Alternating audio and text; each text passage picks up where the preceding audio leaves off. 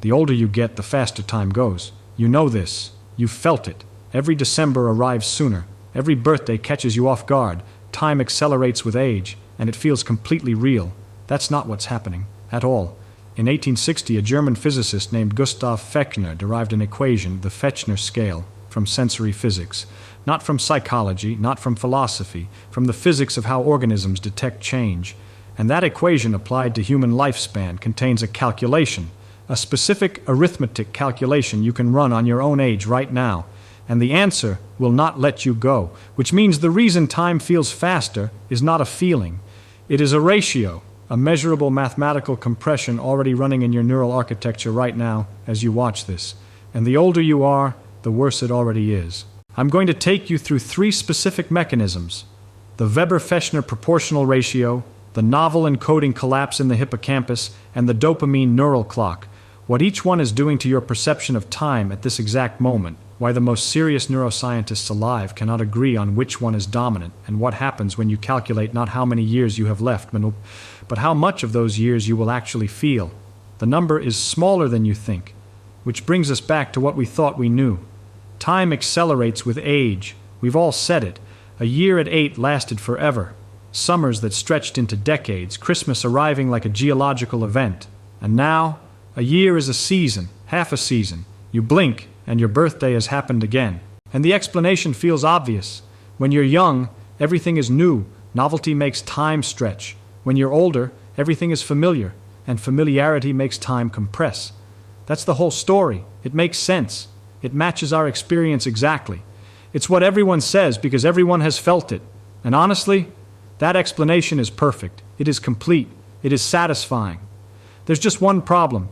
I'm going to show you 3 things. First, the Weber-Fechner Law, a 150-year-old equation from sensory physics that contains a calculation so specific that you can run it on your own age right now, and the answer will disturb you. Second, the novel encoding hypothesis, and the measured difference in hippocampal memory timestamps between a 25-year-old brain and a 65-year-old brain that explains why decades collapse into what feel like weekends. Third, the dopamine neural clock, the internal pacemaker that literally keeps your sense of time and what happens to it as dopamine density drops by exactly 10% per decade after age 20. By the time we're done, you will not be able to look at a calendar the same way. Let me start with the first one. And I'm going to go slowly, because this changes everything. Remember the calculation I named in the first 60 seconds? This is what it looks like when you run it on yourself. In the 1850s, a German physicist named Ernst Weber was studying sensation, not time, sensation. How bright does a light need to get before you notice it getting brighter? How heavy does a weight need to be before you notice it getting heavier? He found something strange. The amount of change required to notice a change is not fixed. It is proportional. If you're holding 10 kilograms and someone adds 1 kilogram, you feel it. If you're holding 100 kilograms and they add the same kilogram, you feel nothing. The threshold scales with the baseline. His student Fechner turned this into an equation in 1860, and the equation applies to time. If your life is 10 years long, 1 year is 10% of your existence. It feels enormous. If your life is 50 years long, 1 year is 2% of your existence. Same 365 days. Completely different weight. The ratio is the clock. And the ratio is always getting worse. Think of it like sound. A whisper in a silent room is deafening. That same whisper at a concert registers as nothing. The whisper did not change. The background changed. The year you are living right now is the same 365 days it has always been.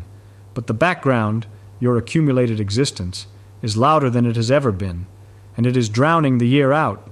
But ask yourself this: if the compression is mathematical, if it's a ratio, where in the brain does that proportion actually get measured?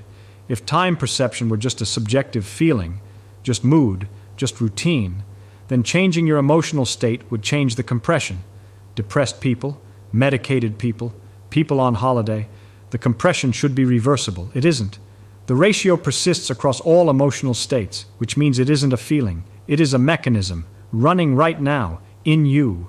But that's only the first layer. The Weber-Fechner ratio explains compression in retrospect. It doesn't explain why a Tuesday at 50 can vanish in what feels like 20 minutes. For that, you need something inside the structure of how your brain actually builds memory, and that's just the first one. The second one is worse.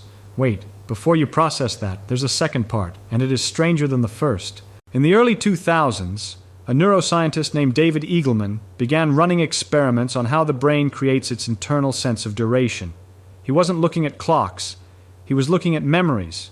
What he found, and what has been replicated multiple times since, is that the brain does not record time the way a camera records footage.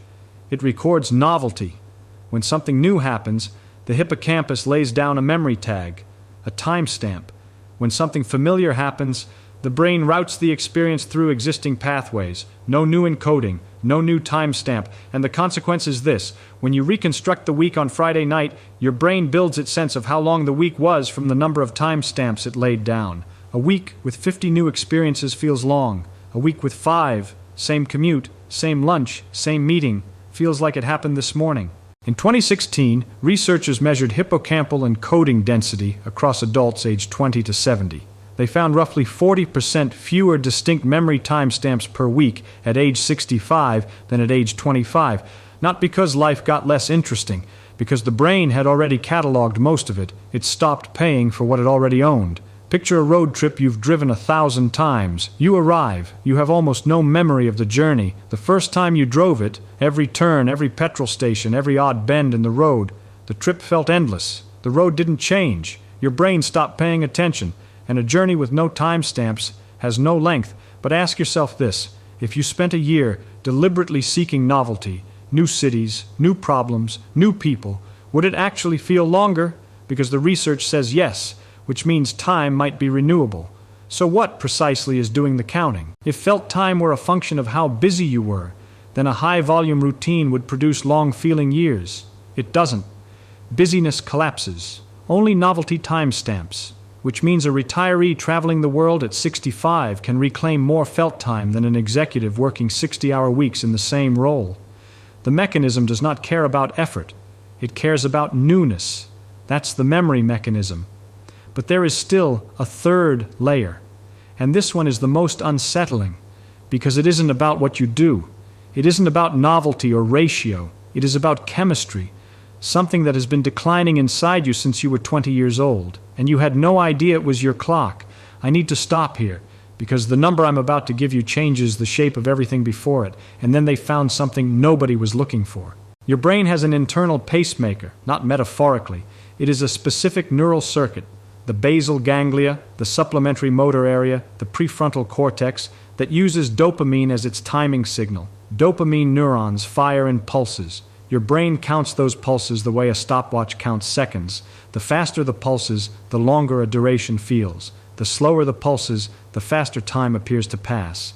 In 2004, Warren Meck at Duke University, who had spent decades mapping the neural clock, confirmed what had been suspected since the 1980s. Dopamine density in the striatum, the core of the timing circuit, declines measurably, consistently, and irreversibly with age, by approximately 10% per decade after age 20. At 20, your pacemaker runs near full capacity. At 40, it runs at roughly 80%. At 60, roughly 60%. At 80, roughly 40%. The clock is slowing down, which means from the inside, everything else is speeding up. Imagine watching a film at 24 frames per second, normal speed, normal world. Now imagine watching the same film at 15 frames per second. The film moves more slowly, but if you are inside that film, if your perception runs at 15 frames and the world around you runs at 24, the world appears to be moving faster. Not you, the world. This is what is happening. Your internal clock is running on fewer ticks. The external world is not accelerating. Your clock is decelerating, and the gap between them is what you experience as time flying. But ask yourself this: if the dopamine clock is a physical chemical mechanism, measurable, with a specific rate of decline, then this isn't a perception problem, it's a physics problem, which means the right question isn't why does time feel faster?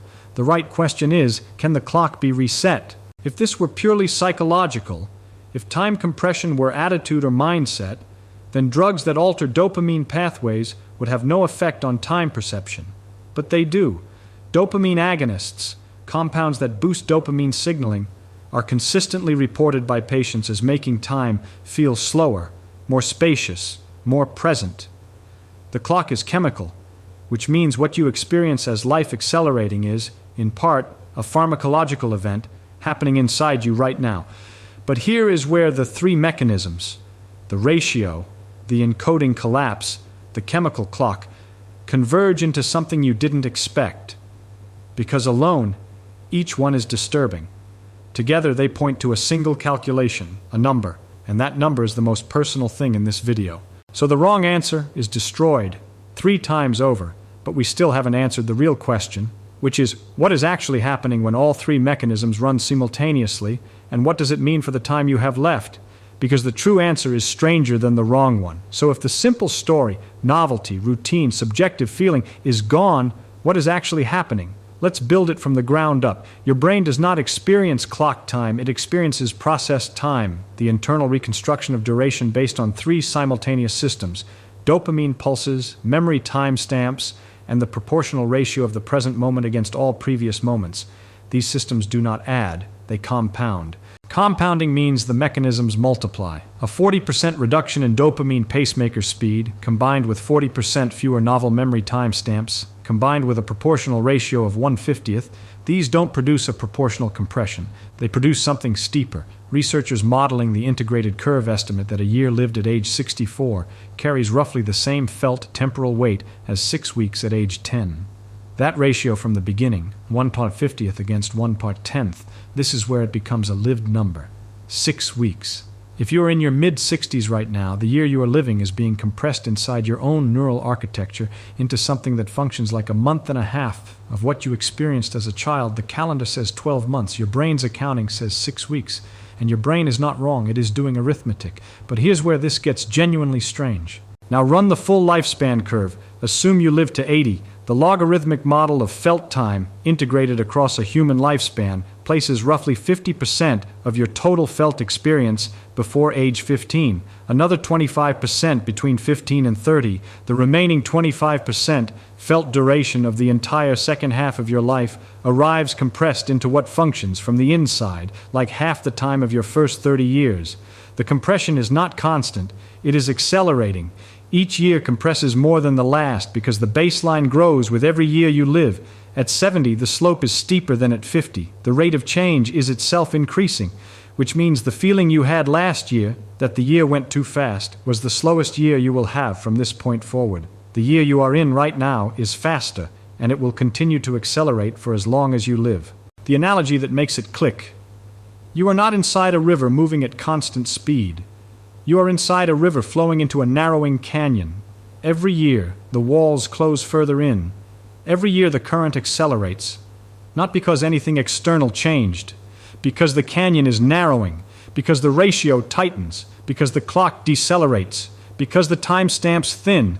That is the mechanism. You are in a narrowing canyon, and you have been since the moment you were born. And I know this sounds like something built from equations in a quiet room. It isn't.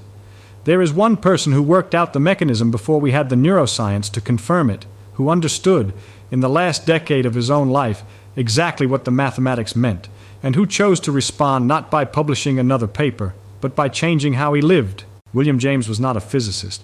He was a psychologist, the first working systematically in America. And in 1890 he published Principles of Psychology, a 1,200-page investigation into the mechanics of the human mind. Volume after volume of careful, methodical, empirical thinking. And in chapter 15, a chapter called The Perception of Time, he wrote something he buried in the middle of the text without emphasis, almost as if he did not want to linger on it. The apparent length of an interval of time is proportional to the number of events we can remember in it. And then he kept writing, as if that sentence were just one more observation. It wasn't just one more observation, it was the mechanism. James had derived, from introspection and behavioral analysis alone, without fMRI machines, without dopamine mapping, the same core conclusion that would take neuroscience another century to confirm chemically. He understood that the brain uses the density of encoded experience to construct felt duration. He understood that novelty creates temporal weight. He understood that routine collapses time in retrospect.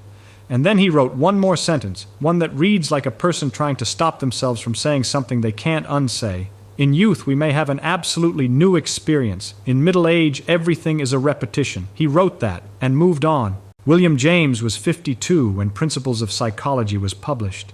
He had spent 12 years writing it, and when he finished, When he held the completed work and read back that sentence about the narrowing of experience, he made a decision his biographers have noted but rarely analyzed. He stopped writing academic psychology almost entirely. He turned toward philosophy, toward religious experience, toward pragmatism, a framework explicitly about how to act in the face of unresolvable uncertainty. People assumed it was intellectual evolution. It may have been something else entirely, because in his private correspondence from that period, not his public work, his letters, James wrote, "I feel the days going by at a speed that disturbs me, and my hours have a terrible efficiency. Too much passes in too little." And, in one letter to his brother, the novelist Henry James, "I find I must manufacture surprise. I must seek out strangeness deliberately, otherwise the years are not years." He understood the mechanism, and instead of publishing another paper about it, he changed how he lived. He traveled. He sought experiences that were genuinely unfamiliar. He took intellectual positions that made him uncomfortable, not because he was restless, because he knew that novelty was the only mechanism available to weight the timestamps his clock was losing. He was doing neuroscience a century before anyone called it that. What James described in 1890 as a psychological observation, neuroscience confirmed in the 1990s and 2000s through hippocampal encoding studies and dopamine mapping. He had the mechanism right, he had the implication right, and he was right about the intervention. Novelty works. New environments, new problems, new relationships genuinely increase the density of memory timestamps. They do not reverse the dopamine decline, but they compensate for what the clock is losing, which is why the next time you say, "I can't believe it's already December," the next time you blink and a year has quietly happened, remember that William James understood exactly why 130 years ago, and he did not write a paper about it. He bought a steamship ticket to Europe, went somewhere he had never been, and for that season at least the narrowing stopped. But here's what even James couldn't answer, what nobody has fully answered, what keeps the most serious neuroscientists working today genuinely, honestly uncertain about whether any of what I've just told you can actually be changed.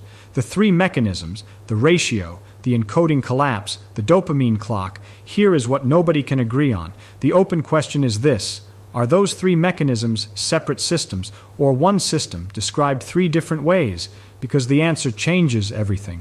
If they are separate systems, then targeting one is a genuine intervention. Increase novelty, rebuild timestamp density, change the felt speed of time by changing your behavior.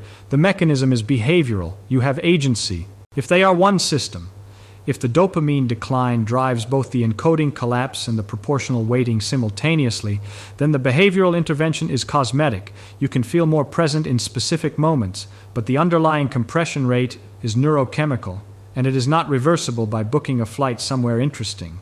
Two camps of researchers hold these positions with genuine conviction. The first camp, working in the tradition of Eagleman's encoding hypothesis, argues that the brain's timekeeping is fundamentally cognitive. Attention, novelty, prediction error. Because it is cognitive, it is trainable. Mindfulness practices that increase attentional density have been shown in controlled studies to genuinely slow subjective time in the moment. The clock can be partially reset. The second camp, working from the pharmacological evidence on dopamine, argues that the cognitive changes are downstream of the chemistry. The reason older adults seek less novelty isn't habit or laziness. It is that the dopamine reward for novelty diminishes. The very mechanism that should motivate time expansion becomes less motivating as the system declines. You can fight it, but you are fighting the pharmacology. We do not know who is right, and the people who tell you they know are telling you what they hope, not what the data says. I need to stop here, because what this uncertainty actually means for you, personally right now, is the most important thing left in this video. And this is not an abstract uncertainty sitting in a laboratory somewhere waiting to be resolved. It is sitting inside you, right now, as you watch this. It is personal. Here is the immediate consequence. You are already operating under this compression. Right now, today, whatever age you are, the ratio is running, the dopamine clock is running, the encoding engine is running. This is not a future condition. It is the present one, the identity anchor. Think about the last summer that felt endless, a specific one, the one you can actually picture. How old were you? Now think about last summer. Does it feel like 3 months or more like 3 weeks? That is not nostalgia. That is the mechanism operating in you right now. You are not a person who experiences time. You are a physical process whose experience of duration is generated by a neurochemical system that is measurably, irreversibly changing, and that is either the most disturbing sentence in neuroscience or the most clarifying one. Because if the mechanism is real, so is the intervention. If the clock is chemistry and cognition, then the choices you make about novelty and attention are not optional enrichments to a life. They are the mechanism of the clock itself. You are not fighting time, you are building it, which means the only honest place this can end is the only honest place anything real ends. So the next time December arrives and you find yourself saying, "I cannot believe the year is over," remember what is actually happening. The calendar hasn't changed. 12 months, same as it has always been. But your ratio has tightened by 1, your encoding density has dropped a fraction, your dopamine clock has lost another beat. The year was shorter because you were older, not metaphorically, mechanically. And remember that nobody, not James, not Eagleman, not Mech, not any neuroscientist currently running experiments on temporal perception, has fully explained how the three mechanisms integrate into a single felt experience. We have the parts. We do not yet have the whole. And to me, that is not a failure. It is not a gap in the map that needs filling. It is the universe reminding you that the experience of being present, the actual felt weight of time, the heaviness of a childhood's summer, the terrifying lightness of a year at 50, is not a solved problem. It is the most intimate unsolved problem in science. It is not happening to subjects in a study. It is happening to you, right now, as the clock slows, as the ratio tightens, as another timestamp forms or fails to form in the architecture of tonight. William James manufactured strangeness on purpose. That was not philosophy. That was applied neuroscience a century before anyone had the instruments to confirm it. The universe is still being written, and so, it turns out, is the year you are currently living. If this disturbed you, the next video is worse. It is about what happens to your sense of self during sleep, what neuroscience finds when it looks at the gap between when you close your eyes and when you open them again. And it asks a question I have not been able to answer. If consciousness requires continuity, what exactly wakes up in your body in the morning? I'll leave the link.